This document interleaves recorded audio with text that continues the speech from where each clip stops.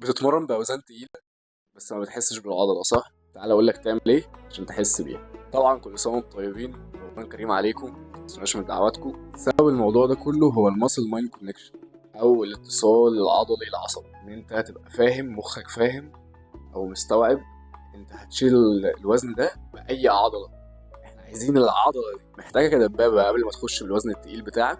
نخش 15 ل 20 عده بوزن خفيف خالص على العضله دي، او بالتكنيك اللي انت هتلعبه بالوزن التقيل، تمام؟ بس ببطء جدا، وتركز وتسكويز على العضله جدا. انت هنا بتحفز العقل والعضله مع بعض. انا هلعب دي. تاني حاجه، الكوتش بتاعك او الجيم بارتنر بتاعك محتاجك تلمس الحركه، تلمس العضله دي وانت بتعمل بتيمبو بطيء جدا. بتعمل ال 20 عده او ال 15 عده دول، المس العضله. افترض ان هي الشيست، خليك بلاش الشيست، لو نفترض ان هي الشولدرز، خليه يلمس العضله وانت بتلعب عشان تحس بيها وتاكتف كده المخ مع العضلات كده وتستوعب. جربها وقول لي، وما تنساش تعمل سيف وشير لاصحابك ولايك.